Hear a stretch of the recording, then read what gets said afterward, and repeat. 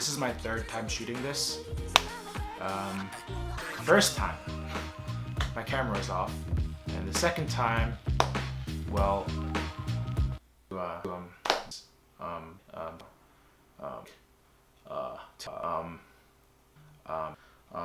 so hopefully the third time is third time's a charm, you know. But welcome to this channel. I still don't know exactly what I want to do with it yet, but we'll take it week by week, you know, trying to figure out baby steps. Since this is my first official video, I wanted to do something that kind of showcased what I am and exactly how I got here. So I want to start off with something that I'm most comfortable with, which was photography, or at least how I got into photography. And I didn't want it to be kind of a typical video where people just tell you, oh, my mom got me this camera, and I just started taking photos and I loved it. Because for me, it wasn't that case, but I kind of wanted to showcase each of my cameras that I've had, and I wanted to show the archive photos, which I dug up on my old external hard drive. And I wanted to show the photos I took with each of these cameras to kind of showcase what I was shooting during that time with that camera. And I feel like it shows like the development and what you're interested in while you were doing it. Yeah, I found it quite interesting, so hopefully you do too. But we're starting off today with my first camera ever, which is the Nikon D3300. So the reason I got this camera wasn't actually for photography. I actually didn't really care for photography that much when I got this. My parents actually bought this for me because I needed to send off a portfolio for my colleges, and so I actually needed something to document all of the pieces I was sending. So I used this camera for a lot of that.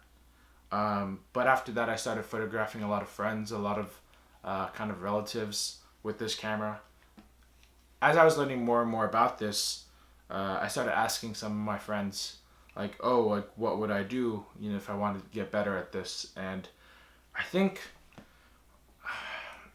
there was this girl I liked at the time, and I asked her, because she was also like really good at photography, like any tips to like get better at this. And she actually told me to stop pursuing it. She said the photography industry is too saturated, there's too many people, and like you'll never become a photographer basically. After that day, I kind of took photography a little bit more seriously. I kind of bought prisms and like, I guess you can say crystal ball or something. Started adding props to a lot of my photography. And I was really interested in kind of color and landscape. If some of you might remember this, but freshman year there was a trip to New York City, and I brought my camera with me, but the whole day it was raining, and it just suffered severe water damage, and I was so upset, so devastated, and so I didn't know what to do. I was a broke college student, so I kind of started a GoFundMe, being the broke college student I was, and to my surprise, I actually got enough money to get a new camera. And that leads me to this second camera. This is the Nikon D7100. This camera, it's safe to say I learned everything that I know about photography with this camera. This camera, I've been through so much with this camera, and I want to thank you to anyone who donated, because it was friends and family. Like, they all helped me get this camera, and it wasn't that it was expensive or an upgrade, but it was used off eBay or something, and I was so ecstatic to get it. But I remember getting this camera and thinking to myself, like, I have to use this camera as much as I can, because these photos aren't just for me anymore. They're for everyone who donated, and everyone who believed in me. And I never felt so much love before when I got ever in my life, because there were people who I didn't even know donate to me. And yeah, I never felt like I could do something as well as I did this. So yeah, during this time when I had this camera, I was doing a lot of portrait photography. I went to like every single meetup that there was in the city. So that's why during this time period when I had this camera, a lot of my shots are portrait shots. And with this camera, it really kind of opened my eyes to what photography could be, in the sense where I met with so many creatives, I met with other models and stuff like that, and I realized that it's not just like a profession or a hobby. It's about like meeting people and understanding connection and stories behind each of the photos that you take, you know? The last camera that I have here is this film camera that I actually got in London. The story behind this is that my friend and I were going to the mall. Being the city people that we were, we decided not to take any public transportation, but rather walk.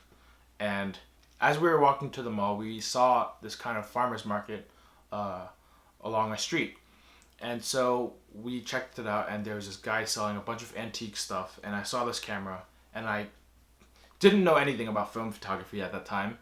And I had to say, like, my knowledge about film is still very limited, so I'm still learning a lot about it. But I bluffed my way into him thinking that I knew what film photography was. I played with the buttons and stuff like that, and I managed to bargain my way down to a reasonable price for this camera. I think I got it for like 70 or 80 pounds or something with the lens included. But it was primarily used for like study abroad.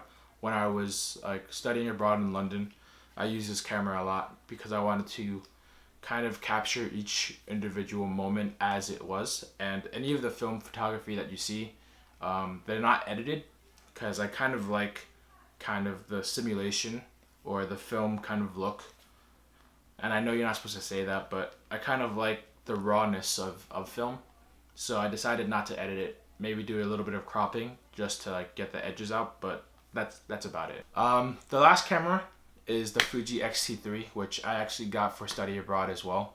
I wanted it because my previous cameras, I always had to change the lenses for it, and I wanted a compact kind of camera for me to carry around. And this camera has been such an amazing purchase.